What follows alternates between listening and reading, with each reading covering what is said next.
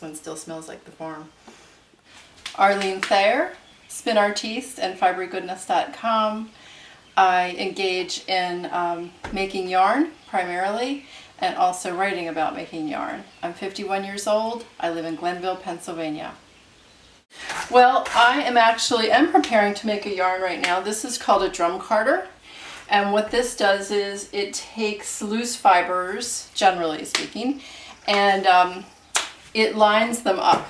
It lines them up in a way that you can spin them. So this is fiber that I have taken from sheared off the animal to washed to dyed, now carded, and I'm going to card it with some other fiber to make a blend that I can spin. More and more of our life is being lived online, and which in some ways is wonderful, but at the same time it's very isolating. And I find that what people want more than anything is they want connection, and you can't ever get the kind of connection online that you're going to get in person. So in some ways we're more connected, but in other ways we're more disconnected, which leads to, a lot of other interesting phenomenon. I work full time, so I had a good job, but a lot of my friends were really struggling financially that were trying to make it by engaging in yarn making or bat making or dyeing fiber. So I thought, well, the answer to that, let's make the market bigger. Because if the market's bigger, there's going to be more dollars to go around, and it'll make it more possible for somebody to make a living. So that was another reason for Spin Artiste, was to help make the market bigger. There's a group on Facebook called Fiber Artisan Spinners that started, I think, about 3 years ago. And we are approving members faster than we can kind of keep up with the requests. Now there's 10,000 people in that one Facebook group. So they're all in various stages of spinning yarn. I think more people are getting into it. I think that we are doing a good job of promoting it and getting people interested.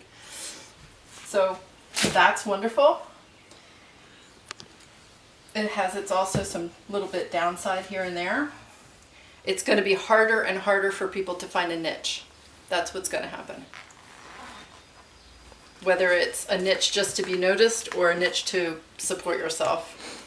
I think it's all evolving, and whether we think it's good or bad is really doesn't matter.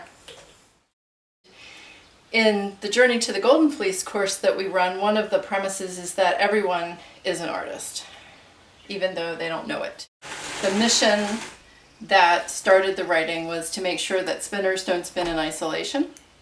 And there's a lot of spinners, particularly people who make heavily textured yarn, that end up spinning in isolation. So that was really important to me, that people had a place to go online where they felt welcome no matter what kind of yarn they make.